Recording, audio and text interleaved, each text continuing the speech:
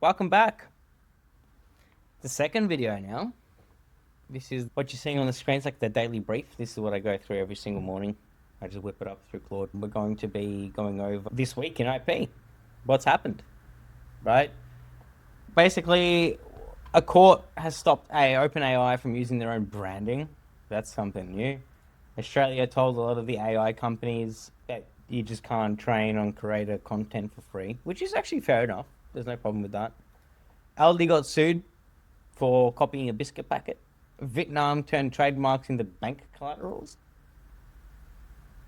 Fair enough. Claude, that's what I'm going to call it. Claude accidentally gave all their competitors a free look at their entire product. So, 5 stories, 1 week, huge week in IP, amazing week in IP. Probably a good thing for me. But anyway, let's get into it. What do we got? I'm just going to keep scrolling through my daily brief for you guys over the next couple of days so you guys can just read it on your own accord while I'm just chatting in the background. So basically, first up, there is OpenAI versus Cameo. So OpenAI got hit with a restraining order. There's a platform called Cameo.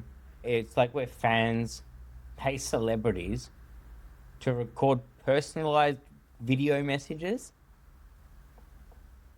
OpenAI launched basically a feature that used the same name, right? They got sued. A California court agreed that it was serious enough to stop OpenAI from actually using it, which is pretty hectic at the end of the day. Considering all this AI, with all this new trademark stuff and IP stuff coming out, I'm glad that they're taking it a bit more seriously now. I think what's interesting is the whole legal angle to it as well. It's a reverse confusion at this point. It's like when a massive company launches something that just drowns a smaller brand. Anyway, court stepped in. What does it mean? If you're building AI products, you can't skip your whole brand clearance.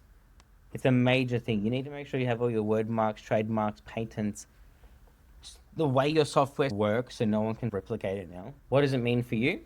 Or us as builders, I guess, if you're building AI platforms, which a lot of people are, you can't skip brand clearance, right? So a lot of the old brand protection around your business, your trademarks, copyrights, word marks, the intellectual property. If you're a smaller brand with an established name, this case is sort of a bit of a reminder that you have legal rights, even if you don't own such trademarks, copyrights, and intellectual property. Just support yourself. Then we'll see it as you've been established for a lot longer, so you have a lot more of a stance. Second story, same day. This is actually huge as well in Australia. If you're Australian, or have an Australian business, you're registered in Australia, this is massive. This is like Australia says no to AI training, which means a government body has rejected a proposal that would have allowed AI companies to train their models. Image Guard falls exactly in this thing, which we need to figure out real quick, where we can't train our models on copyright protected content. So I'm lucky enough to be supported by a company that allows me to use their copyrighted content to build and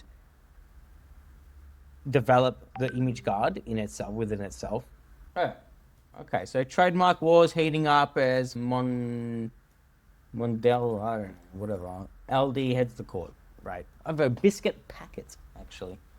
I think we're going to step away from AI right now. We're more going into the company behind Oreos and Chips Ahoy, is taking Aldi to court. The claim is that Aldi's products are way too close in packaging, which we've seen it. I don't know if you guys shop at Aldi, if you guys have Aldi, but they're too similar to other people's brands. So basically, IP lawyers are calling a dupe culture, which is a dupe culture of one of the biggest trademark fights of 2026. It's actually been going for a while. It makes sense. We've seen the whole dupe context explode in social media. The entire account's being duplicated. We see it everywhere. Seeing Aldi judgment gives brands a lot more confidence to go after lookalikes, which is kind of a worry. I won't lie, like especially in what I do, because that means that all these new rules that are passing through allows us to take out a certain industry or a market or a product Anyway, this is something else to keep in mind. They need to also agree to these laws and actually follow by them. Otherwise, we're going to have a show of, oh, we have this law, but you guys have that law, but I see it actually, I see it on eBay, I see it on Amazon. We need to stick to a certain structure, but everyone's structure is different. So you'll get rejected, 5 times, but until you actually get it right. And if they update something, you're not told about it. So, you're going to be still trying. Is another thing we're going to deep dive into, more like the duty of care on these platforms, something they don't even have. We're going to touch on that again, actually, because we're going to actually go one-on-one with that. We're going to really deep dive into the whole dupe culture because we see it. So we're going to unravel that. Another thing is Vietnam. Vietnam's new IP law basically allows companies, businesses, whatever, whoever owns an intellectual property, trademark, whatever, it treats patents and trademarks as financial assets. Something you can value, trade, use that alone of a collateral. So a trademark isn't, just a defensive tool, basically, in Vietnam anymore. It's like a financial instrument. So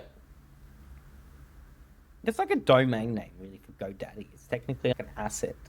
You can resell it, right? On top of that, trademark examination is now down to 5 months. There's a fast track option, and AI generated content is excluded from copyright patents protection unless human was involved.